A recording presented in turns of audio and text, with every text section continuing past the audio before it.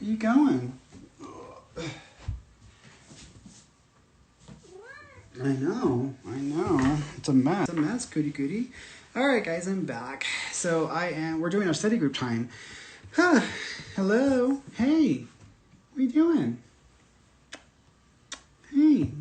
Hey. Hello, Miss Thane. You want to hold off? Ándale. Come on. I'll play with you later. Okay. They want my attention. They're like, "Are you gonna be up in there all day?" I'm like, "Yeah, I got stuff to do, y'all." And they're like, "You need to play with us right now." I'm like, "Okay, whatever." Nitty kitties. All right, guys. So we're doing a study group time. Let me get my book open here. For those of you tuning in, this is our study group hour. So this is when we actually study. If that makes sense. If that's going to be that simple to explain. So what I mean by that is we actually will go over content from this one is actually Conversations with God by Neale Donald Walsch. So that's what I'm going to go over. So let me get this right here so that way I can there we go. All right, there we go. Yay, perfect. Okay, so we're working on Conversations with God by Neale Donald Walsch. And so I'm going to read part of the book here because I'm going to pick up where we left off last time. And so for those of you just tuning in who've never been to the study group before, essentially what I do is I read a section of the book and then I stop and then we discuss what that is about or questions that y'all may have about that. If y'all want to ask me what my perception or what my thinking is about that. If you have questions you want to ask me from a spiritual perspective. For those of you who are tuning in who want readings, unfortunately that was the last hour, so I'm done with readings or private readings. So if you're tuning in to ask me a question about your loved one, then that was the last hour. So now we're working on the study group thing. So with Neale Donald Walsch is a individual who 30 years ago, maybe 40 years ago. It was a while back. Let's put it that way. And it was 30 years ago. I think 35 years ago.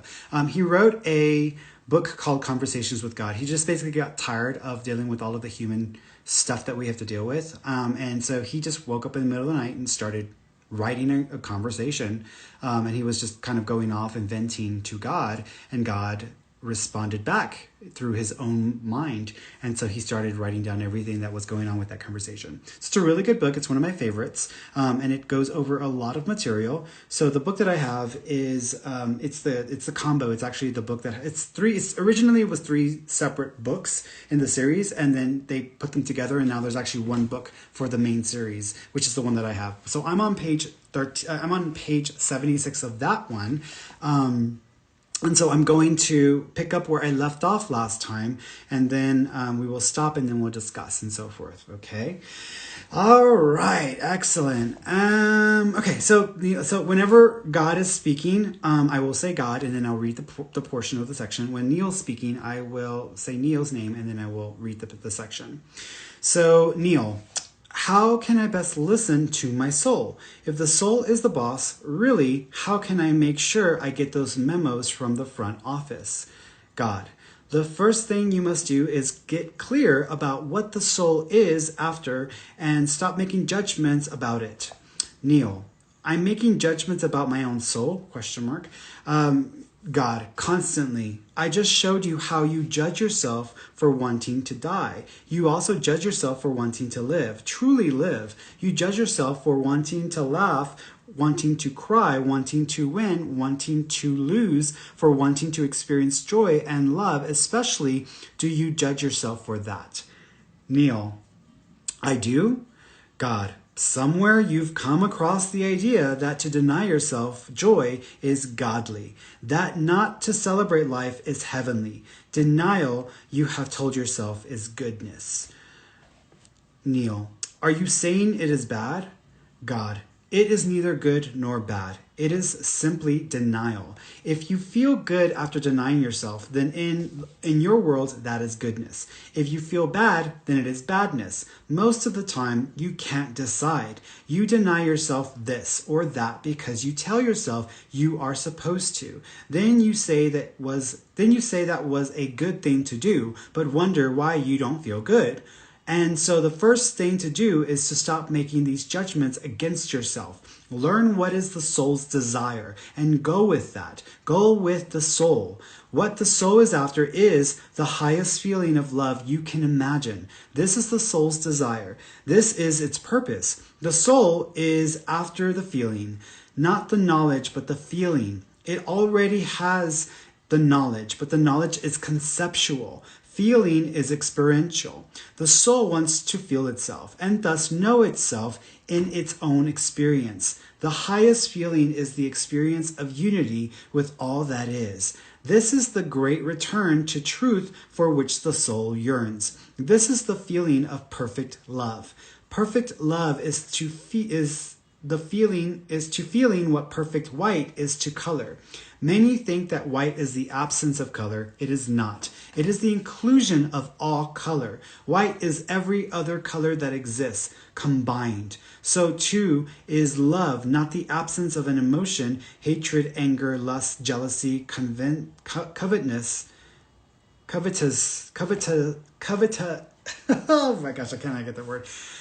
Covetousness. Covetousness. I'm not sure what that word is.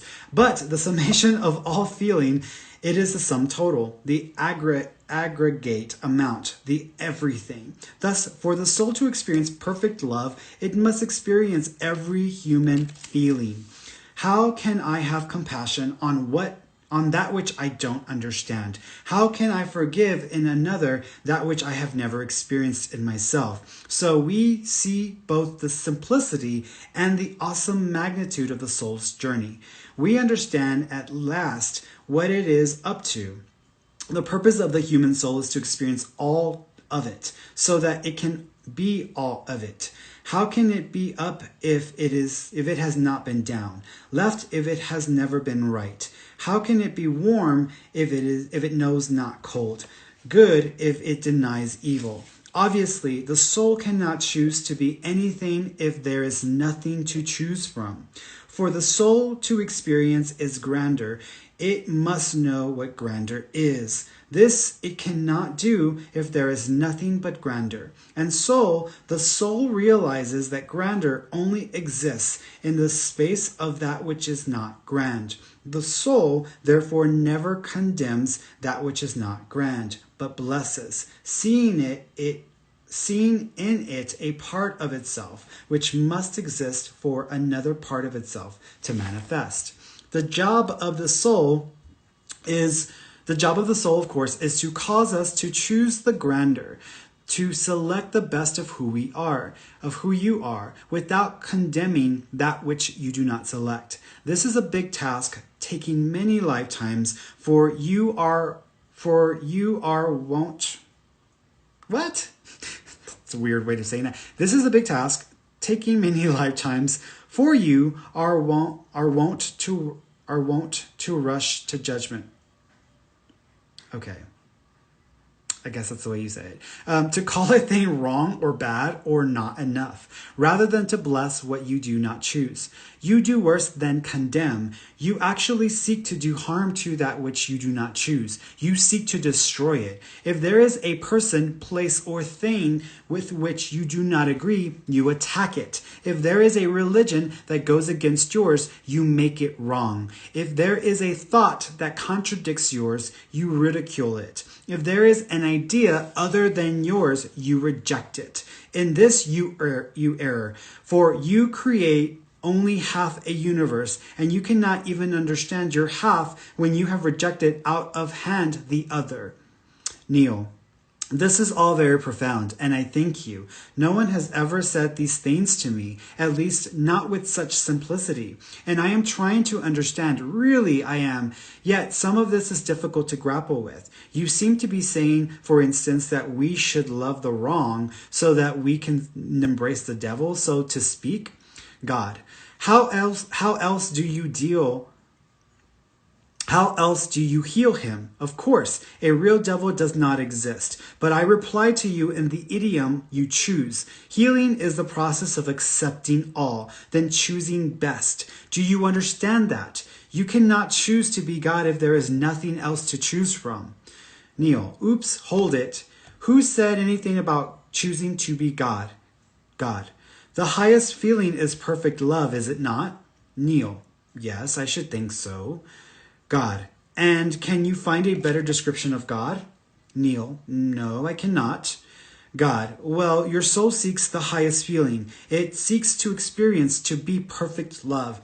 It is perfect love, and it knows this, yet it wishes to do more than know it. It wishes to be it in its experience. Of course you are seeking to be God. What else did you think you were up to? Neil, I don't know. I'm not sure. I guess I just never thought of it that way. There just seems to be something vaguely blasphemous about that. Neil, God, isn't it interesting that you find nothing blasphemous about seeking to be like the devil, but seeking to be like God offends you? Neil, now wait a minute. Who's seeking to be like the devil? God, you are. You all are. You've even created religions that tell you that you are born in sin, that you are sinners at birth, in order to convince yourselves of your own evil. Yet, if I told you you are born of God and you are pure gods and goddesses at birth, pure love, you would reject me. All your life you have spent convincing yourself that you are bad. Not only that you are bad, but that the things you want are bad. Sex is bad, money is bad, joy is bad, power is bad, having a lot is bad, a lot of anything. Some of your religions have even got you believing that dancing is bad, music is bad, celebrating life is bad. Soon you'll agree that smiling is bad, laughing is bad, loving is bad. No, my friend, you may not be very clear about many things, but about one thing you are clear. You and most of what you desire are bad. Having made this judgment about yourself, you have decided that your job is to get better. It's okay, mind you. It's the same destination in any event. It's just that there's a faster way, a shorter route, a quicker path. Neil, which is? God, acceptance. Acceptance of who and what you are right now, and demonstration of that. This is what Jesus did. It is the path of the Buddha, the way of Krishna, the walk of every master who has ever appeared on the planet. And every master has likewise had the same message. What I am, you are. What I can do, you can do also. These things and more shall you also do. Yet you have not listened. You have chosen instead the far more difficult path of one who thinks he is the devil, one who imagines he is evil. You say it is difficult to walk the path of Christ, to follow the teachings of the Buddha, to hold the light of Krishna, to be a master. Yet I tell you this, it is far more difficult to deny who you are than to accept it. You are goodness and mercy and compassion and understanding. You are peace and joy and light. You are forgiveness and patience, strength and courage, a helper in time of need, a comforter in time of sorrow, a healer in time of injury, a teacher in times of confusion. You are the deepest wisdom and the highest truth, the greatest peace and the grandest love. You are these things, and in moments of your life, you have known yourself as these things. Choose now to know yourself as these things always. Now we're in chapter 4. Okay. So Neil, woo, you inspire me. God, well, if God can inspire you, who in the hell can? Neil, are you always this flip? God, I meant that not as flippancy. Read it again. Neil, oh, I see. God, yes. However, it would be okay if I were being flip, wouldn't it? Neil, I don't know. I'm used to my God being a little more serious. God, well, do me a favor and don't try to contain me. By the way, do yourself the same favor. It just so happens I have a great sense of humor. I'd say you'd have to I'd say you'd have to when you see what you've all done with life, wouldn't you? I mean, sometimes I have to just laugh at it. It's all right, though, because you see, I know it'll all come out all right in the end. Neil, what do you mean by that? God, I mean, you can't lose in this game. You can't go wrong. It's not part of the plan. There's no way not to get where you are going. There's no way to miss your destination. If God is your target, you're in luck because God is so big you can't miss. Neil, that's the big worry, of course. The big worry is that somehow we'll mess up and not get to ever see you, be with you. God, you mean get to heaven? Neil, yes, we're all afraid of going to hell. God, so you've placed yourself there to begin with in order to avoid going there. Interesting strategy. Neil, there you are, being flip again. God, I can't help it. This whole hell thing brings out the worst in me. Neil, good grief, you're a regular comedian. God, it took you this long to find that out? You looked at the world. Have you looked at the world lately? Neil, which brings me to another question. Why don't you fix the world instead of allowing it to go to hell? God, why don't you? Neil, I don't have the power. God, nonsense. You've the power and the ability right now to end world hunger this minute, to cure diseases this instant. What if I told you your own medical profession holds back cures, refuses to approve alternative medicines and procedures because they threaten the very structure of the healing profession? What if I told you that the governments of the world do not want to end world hunger? Would you believe me? Neil, I'd have a hard time with that. I know that's the populist view, but I can't believe it's actually true. No doctor wants to deny a cure. No countryman wants to see his people die. God, no individual doctor, that's true. No particular countryman, that's right. But doctoring and politicking have become institutionalized, and it's the institutions that fight these things, sometimes very subtly, sometimes even unwittingly, but inevitably because to those institutions, it's a matter of survival. And so to give you just one very simple and obvious example, doctors in the West deny the healing efficacies of doctors in the East because to accept them, to admit that certain alternative modalities might just provide some healing would be to tear at the very fabric of the institution as it has structured itself. This is not malevolent, yet it is insidious. The profession doesn't do this because it is evil. It does it because it is scared. All attack is a call for help. God, Neil, I read that in A Course in Miracles. God, I put it there. Neil, boy, you have an answer for everything. God, which reminds me, we only just started getting to your questions. We were discussing how to get your life on track, how to get it to take off. I was discussing the process of creation. Neil, yes, I keep interrupting. God, that's all right, but let's just get back because we don't want to lose the thread of something that's very important. Life is creation. Life is a creation, not a discovery. You do not live every day to discover what it holds for you, but to create it. You are creating your reality every minute, probably without knowing it. Here's why that is and how that works. I have created you in the image and likeness of God. God is the creator. You are three beings in one. You can call these three aspects of being anything. You can call these three aspects anything you want. Father, Son, and Holy Ghost. Mind, body, and spirit. Superconscious, conscious, subconscious. Creation is a process that proceeds from these three parts of your body. Put another way, you create at three levels. The tools of creation are thought, word, and deed. All creation begins with thought, proceeds from the Father. All creation then moves to word. Ask and you shall receive. Speak and it shall be done unto you. All creation is fulfilled in deed, and the world was made flesh and dwelt among us. That which you think of, but thereafter never speak of, creates at one level. That which you think of and speak of creates at another level. That which you think, speak, and do becomes made manifest in your reality. To think, speak, and do something which you do not truly believe is impossible. Therefore, the process of creation must include belief or knowing. This is absolute faith.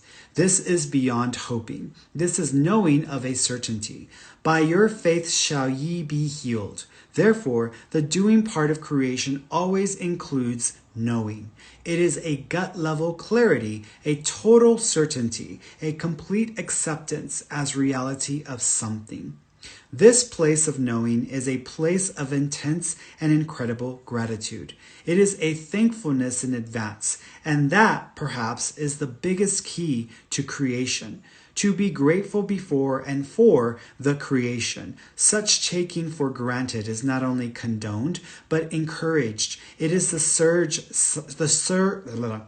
sure sign of mastery. All masters know in advance that the deed has been done. Celebrate and enjoy all that you have created. To reject any part of it is to reject a part of yourself. Whatever it is that is now presenting itself as part of your creation, own it, claim it, bless it, be thankful for it. Seek not to condemn it. God damn it, for to condemn it is to condemn it, is to condemn yourself. If there is some aspect of creation you find you do not enjoy, bless it and simply change it. Choose again. Call forth a new reality. Think a new thought. Say a new word. Do a new thing. Do this magnificently, and the rest of the world will follow you. Ask it to. Call for it to. Say, I am the life and the way. Follow me. This is how to manifest God's will on earth as it is in heaven. And I'm going to stop there because it's a lot. So let's start there because there's a lot to talk about there. So this is what happens sometimes, especially with the law of attraction and with the energy of manifesting, because a lot of people don't understand the actual process of manifesting. Because again, we are three components, three parts to us, right? And I've even drawn diagrams and I put them online. We have God, we have soul, and we have our being, our human being. But it's really the same energy all in one. And so the idea of manifesting is, first of all, if you can think something up, if you can just have a thought, if you can have a thought that exists within you, that means that it is possible, that it could potentially exist, that it could potentially occur. And so when you have a thought and then you allow yourself to feel that thought or to connect on an emotional level with that thought, then you're connecting it to the part of you that is the experiencing moment within creation or within form. So God is the thought, and then the emotional expression is the emotional expression is the human aspect of things, and then us taking steps or actions in that direction will begin to align all pieces and components to deliver that experience to us in a unique way. But it isn't just about I'm going to have one thought and then I'm going to feel one thing and then I'm going to take one little step and that's it.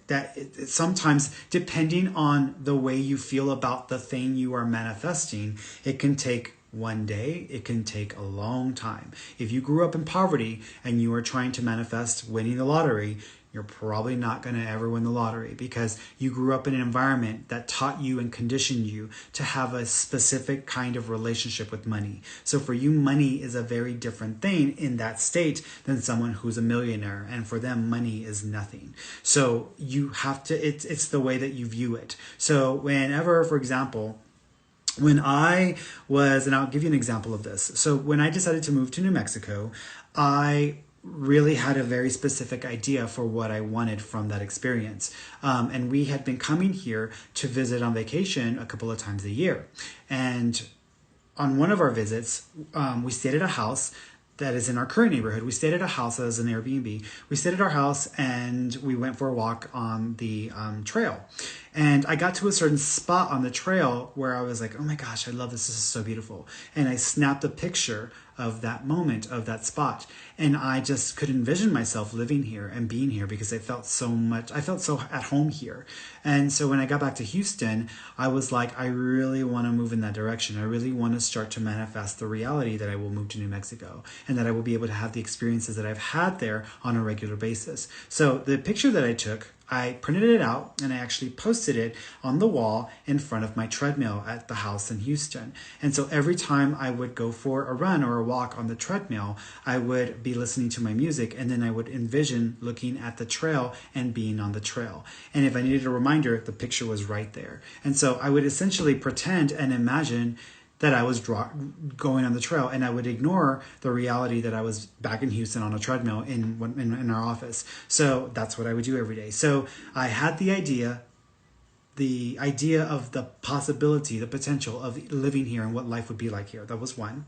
The second part of that was that I actually began to feel that energy and feel the connection with that experience. And I did it often, and I reminded myself all the time. And that picture was one thing that helped me to remind me of that. Because I used to do in-person sessions back in the day, I used to have on my TV, I used to put a video of the landscape in slow-mo, and you could see the landscape moving in the clouds and everything. So I would see the same landscape as well. And even on days off where I would just be sitting on the couch, even if I was doing nothing, I would still put that on the TV because I wanted to see that as if I were looking out a window, looking at the landscape. And that's what I would do with that. I would also, I had been telling people, like, we're moving in April. Like, we had no plan. We literally had no plan. We had no place. We had nothing. I was just saying it like, hey guys, I'm moving in April. And I was doing stuff to prepare. I was getting boxes and I was filling them up with all our crap. And I was literally packing for the move here, and I was writing on the boxes to Santa Fe. I was telling people that I was moving in April. I switched all of my in-person appointments to online only, because if I was going to move here, there was no way I was going to do in-person appointments, and I needed to have a clientele base so that I could still have money coming in, so that I could support myself while still being able to move or relocate here. So I had to make that switch. So I started to do practical things. Not only did I have the thought about it and I imagined it, but I also felt it every single time I would have these reminders or look at it. Every time we came here, I would try to feel as if I already lived here and we were just walking around as if nothing. But then I was taking actions to actually line up with it. And I had every ending here. And I was like, look, if April comes around and there's no place to move, we're just going to end up at an apartment or someplace we find, even if it's a dump, because we just need to move here. And that was like the certainty that I had in my mind. So I was doing everything and lining myself up in that way. And yes, I had a bucket list of stuff that I wanted to experience here. My bucket list was I wanted to be able to enjoy the trails that we would walk on, that where I took that picture. I wanted to live in a house that was set up the same way one of the houses that we would rent out was set up, because I liked the way it was set up. And I also wanted a view while I worked, because I wanted to be able to see the mountains and look into infinity when I was working. So there was a bucket list. And I also wanted a room dedicated as an office, because back in Houston, I didn't have an office. I was working out of the living room or working in the back, the back room. So I really didn't have an office. So there was a bucket list of things I wanted, and that's what my ideal was. But the bare minimum of what I was going to accept was just moving here, ending up in an apartment with no views and with limited space, but just moving here. So I was at peace with that, but I was like, my intent is to achieve the experience that I've given myself. And so that was what I worked towards. So I started telling people around June or July of 2016 that I was going to be moving. I think it was 2016 or 2017. I was telling people around 2017, July, I started telling people, like, I'm moving in April. We're moving to Santa Fe. And that was it. And so I spent several months prepping everything, getting everything ready, etc. Again, no place to live, no place. We hadn't found anything. We kept looking every week. And when the time came for us to move, a month before we were supposed to move, we saw a property pop up online available, and it was going to be available starting in April, which was a month from then. And so I was like, oh my God, that's like perfect. And it had everything we wanted. Now, the pictures of the place didn't really do it justice. And some of the pictures of like the landscape and the area around it didn't really show a view. So I was like, well, it doesn't have a view. So, oh well, like I can settle for it and I'm okay with that. But we can still get close to it. And it was in the neighborhood that we had been renting the house when we would come and stay. So, a bunch of other things happened, but ultimately We ended up moving here. We moved here before I even saw the house in person. I just like ran with it. The day that I moved here, I got here, I realized, first of all, that the house was set up exactly the way the house that we would rent out was set up. The second thing I realized was that some of the things that would have been nice to have that were not really on my like need bucket list were here. We had these things in the house. I was like, oh my God, we have all these little things. And I also realized that the tree that was in the back area of the property in front of my window was completely overgrown and hadn't been hadn't been trimmed in like forever. So it was really overgrown. So I got to trimming it just to kind of make it look a little nicer. What do you know? I have a view of the mountains because the freaking view of the mountains was like hiding behind that tree. So when they took the pictures within the property to post online, never showed that. So I ended up with the exact view that I wanted of the mountain range that I wanted. The last part of it, there's a lot of other things as well. And I would have to make a list, but the last part of it was I decided to go walking because the house is literally right along the trail. So I decided to go for a jog. And the first day I went for a jog, I got on the trail, ran up one way. And when I was coming back, I had an incredible moment where I found myself standing in the exact spot that I took the picture. This is a neighborhood with 6,000 residents, and it's like 10 miles across. It's a huge area. For us to end up with a house sight unseen that just happened to be, and it literally is within like 2 or 3 minutes of walking on the trail from where the house that we got is at. For me to end up there, and where I took the picture, like it just blew my mind because I was like, holy shit, like everything materialized. And I've taken pictures in that same spot every year just to kind of like commemorate the fact that I was able to manifest these synchronicities. And we call them synchronicities, or actually many miracles or alignment. But I get to walk that same spot and that same part of the trail every single day I go walking. So I got exactly what I wanted. And everything materialized the way that I expected. But that's an example of what they mean by thought, emotion, and action. You have an idea, you reach for the experience of it, or you reach for the feeling of what that would be like. Not for the ideal or for the list, for the experience of what that would feel like.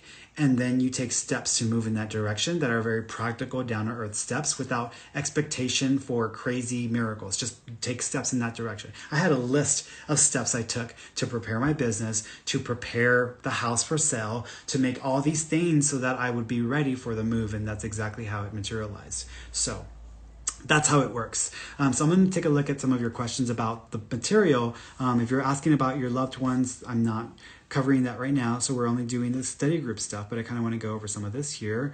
All right, going through here. Let's see. People still asking for personal readings. Let's see.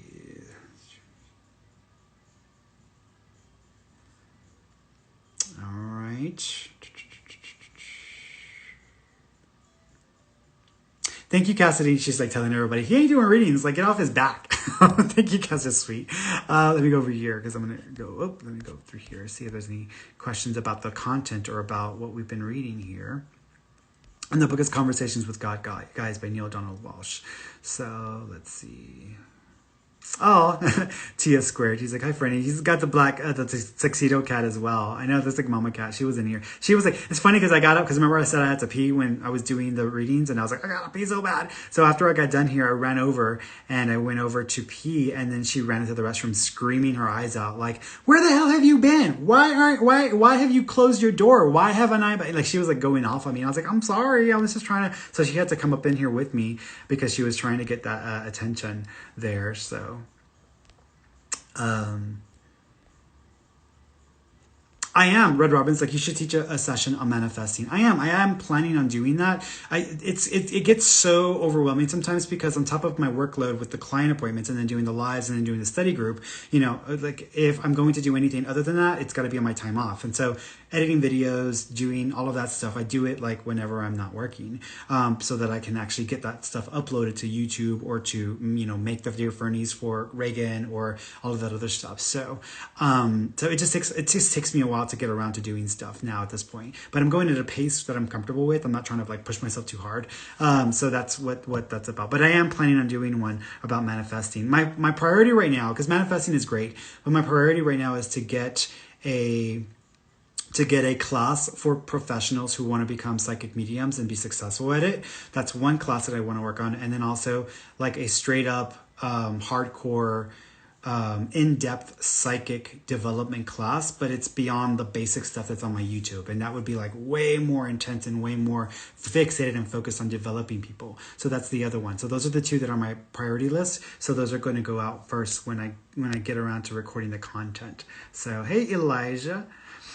Do you read animals? I can feel animals' energy. Mama Cat and I talk to each other, so I can feel animals' energy, but I don't necessarily talk to them as if like I'm having a full-blown conversation or they're telling me about stuff. I have friends who can do that. That's just not my area of specialty. And it's the same for me with like animals and also with babies. Like babies, the same thing, because they haven't had a lot of life experience. There's a limited amount of information that they can share with us about their experience in life. So usually when I'm talking to someone and a baby pops in, many times there's an adult spirit that will pop in that will help to relay some of the information regarding the baby as well.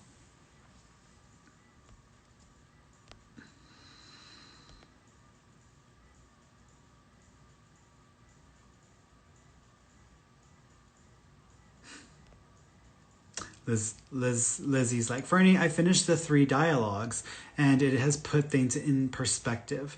Things I have known and things you have taught me, but now, oh my God. Yeah, it's so interesting to share what I've learned over the last, since the 90s, because I was reading this stuff in the 90s. It's so amazing to share that stuff and like know it from my experience. It's one thing to read something. It's another thing when you read something and then you go forward in your life and then your experience in life actually shows you the validity of the information or the wisdom of it. So, and this is why we're here in physical form, in human form. We're here to have the experience of the knowledge of wisdom, of the knowledge of what we possess. So we're experiencing the things here, not just knowing it. But it's nice to remember or to absorb all of that wisdom and then actually have it play out in your life and have those experiences that you can refer back to or that you can think back to.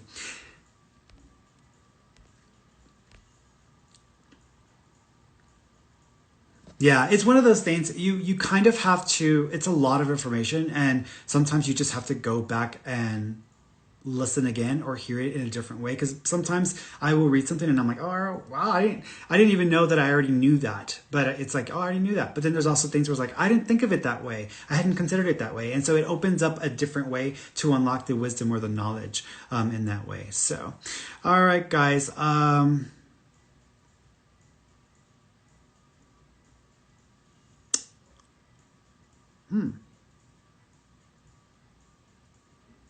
Dana's like, does it work the same for your job? What works the same for my job? I'm curious what you were asking when you asked that. I'm curious what you were asking about. Rewrite it and let me. I'll see right now if you rewrite the question. She's like, I have so many questions, but I want to listen to it again. Yeah. All right. I'm waiting to see if Dana will rewrite her question so I can understand what she was asking about. Let's see, give her a second here. Jennifer on Instagram, is hearing no from the universe difficult to distinguish from not enough focus on manifestation? So here's my experience with that. Good question.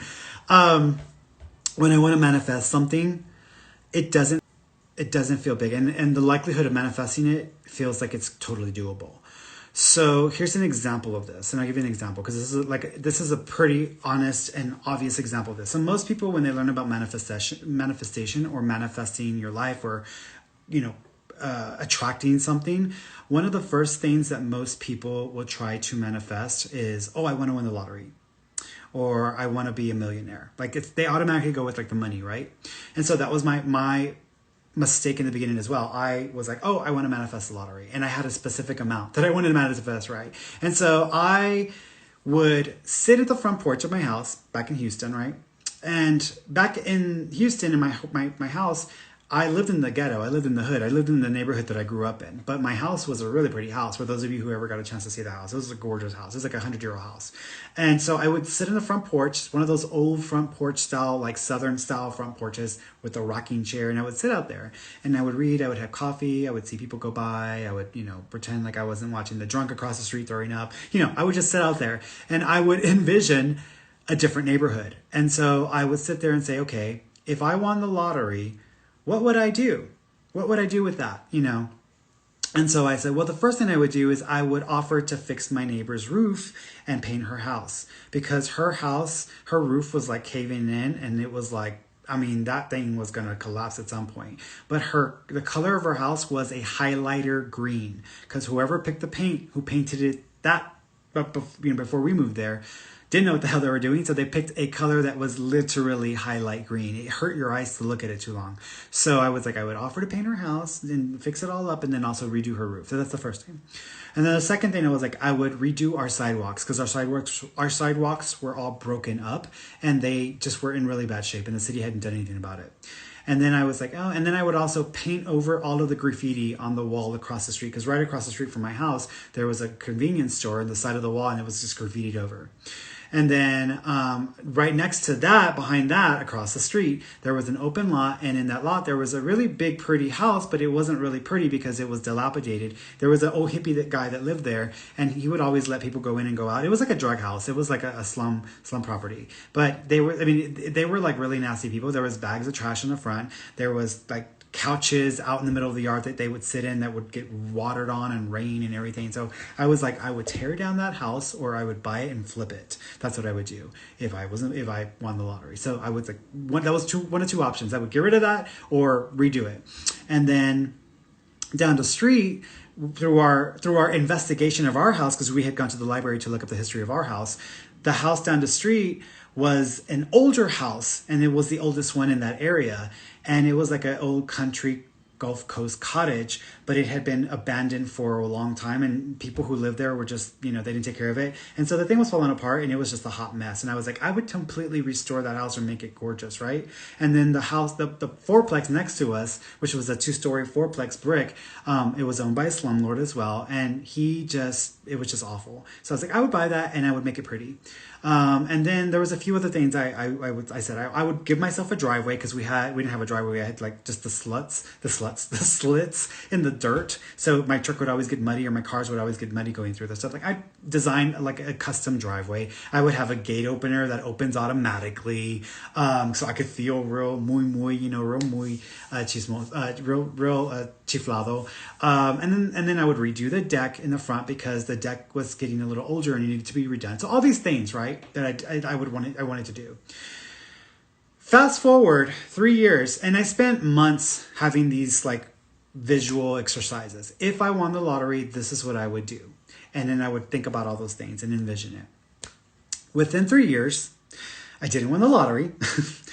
And if I did, y'all wouldn't find out unless the state outs me. But I didn't win the lottery. However, within that time, the city of Houston had a program going on where it was helping people who were older, whose houses were falling apart or they needed repairs and they couldn't afford to. So the neighbor, we found out about the program, and I printed it out, the application, and I put it in her mailbox. Within a few weeks, the city of Houston came out and they actually fixed her roof, and they also painted the outside of her house. So they fixed it for her. The city of Houston also started to redo all of our sidewalks, but they weren't doing all of the neighborhood sidewalks, just some streets. And just so happened, our street happened to be one of the streets that they were fixing. They didn't fix the street next to ours. They didn't fix the street on the other side. They just fixed our street. So they fixed our street and the sidewalk in front of our house. So that was another thing. I remember because one of the guys who was responsible, or who was helping with the work of laying the cement and everything, he started flirting with me, and he was offering to take me out and stuff. So that was a funny experience. He did that while I was out there envisioning, like, manifesting the future. The property across the street, the convenience store got bought out, and then the owners came in and they painted over all of the graffiti, so that was done. The house across the street with the hippie, where the couch in the front, and they would just all it was trying to gross, that house got torn down, and so they completely got rid of that property. The house next to us, which was a slumlord, got sold to a developer. He took it over and he did a complete flip on it, and it turned it into a really nice piece of property. I was able to afford. Because I was able to start making more money, I was able to afford having my own driveway designed and custom made. So I had that done. I also got a gate opener installed as well.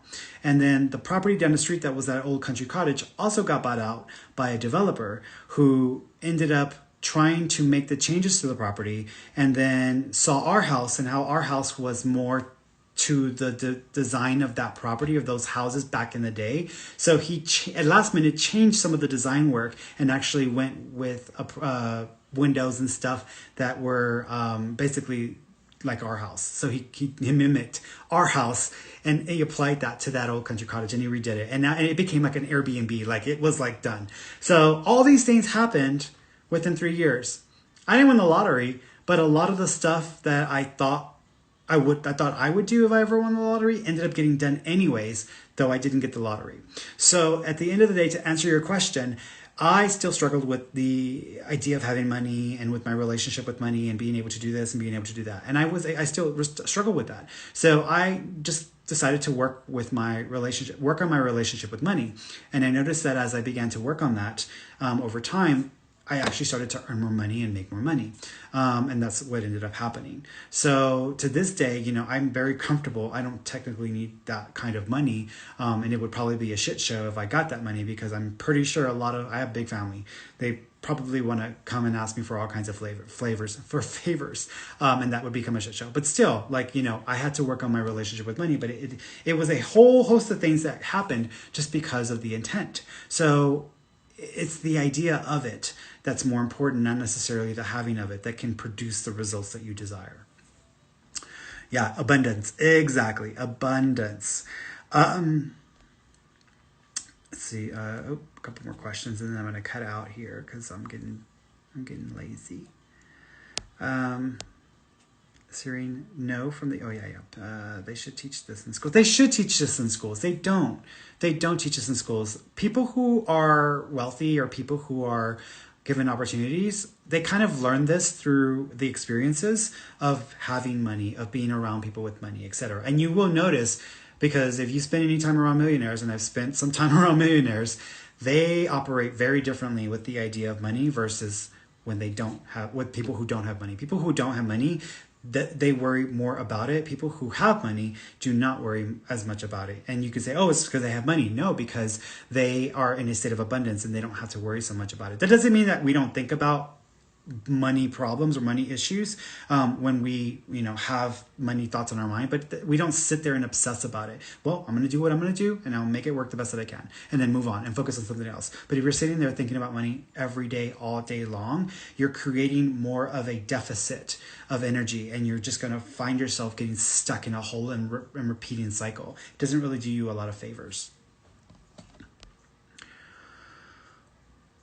Hey, I would also love a podcast on your weight loss journey. You want to know how I lost weight? So walking on the trails every day. It's a we walk, my partner and I, we walk almost every single day unless I'm working.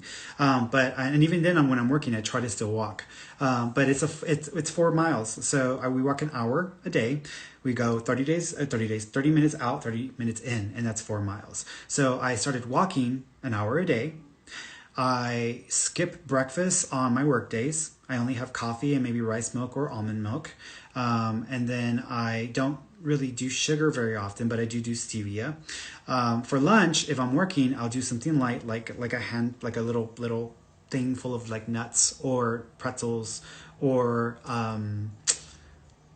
nuts or pretzels. That's pretty much what I do for like lunch, or banana, right? That's it. And then later in the evening on my work days, when I get off right now, I'm going to go and start cooking, and I can eat whatever the hell I want. And I pretty much eat whatever I want. So I try to stay away from cheese, from dairy, and from meat. But there are days where I just really want it. So I give myself a chance to have it. And then I'll also snack as well. I have ice cream almost every day, or a piece of chocolate almost every day. Sometimes two. I eat chips sometimes, just regular Ruffles chips. I mean, if you look at my diet, you're like, how the hell are you staying so skinny? I'm like, because I walk an hour a day. I skip my breakfasts for most of the week because I don't really get hungry anyways till around noon. And on my work days, I eat something very light and then whatever I want. On my non-work days, I might eat something light as a breakfast for like noon, but that's pretty much it. That's literally all I did. And I drink like Zevia. I don't drink regular Cokes or anything like that. I drink Zevia or Kool-Aid made with stevia. But that's pretty much all I do. That's all I did. And it took me 6 months. It took me about 6 or 7 months to lose this 55 or 65 pounds. And it just kind of fell off. And I don't like jogging. I don't like exercise. I don't like running. I don't like weightlifting. I don't do any of that crap because I'm like, if it ain't easy, I ain't going to stick to it. So it's got to be easy because I got enough crap to deal with in a day that it has to be something I can easily maintain. And this is something that I can maintain. Now, if I die from a heart attack next week, then you probably know it's probably them chips and the, and the chocolate and the ice cream. But the ice cream I eat is vegan. So it's vegan ice cream. So how much bad is that gonna be? I mean, it's got still processed stuff in it, but the hell with that. I'm like, I'm here. I'm not gonna live like this, like superior person that doesn't eat this or doesn't eat. I cannot. I'm sorry. Coming to this reality and being in this form is hard enough. So I'm like, whatever I need to get by, that's what I'm just going to do. And that's what I do. It's pretty much how I live. So I live very, very happy with the way I eat and the way that I maintain. That's pretty much how I lost the weight. Because I did it another way before. I've lost this much weight before, but that was hard. I was twice a day. So I was running about 8 or 9 miles a day. I was drinking crap loads of caffeine and energy drinks. And I was on a high protein diet with no carbs. I can't do that. I lost it in 3 months, but I don't know. It's just too much work. It's too hard. I can't stick with that. I just can't do it. Just can't do it. There are a part that says people will think you are crazy when you say you are an extension on God. I tried it on my daughter, but she was like, I am not ready. I'm not reading your book. Yeah, you get used to it. You get used to it. She didn't say I was crazy, but the book was. God said people were going to say that I was crazy. So far it's true. Let me be crazy then. I'm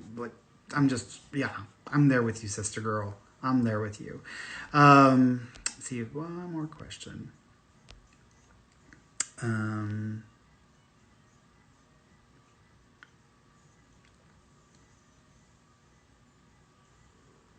So vision boards. So the thing about vision boards, I am an expert with vision boards, and I'm gonna make it real simple. I actually have one on my desktop so y'all can see. Actually, here, I'm gonna move this real quick so I can show y'all what I'm talking about.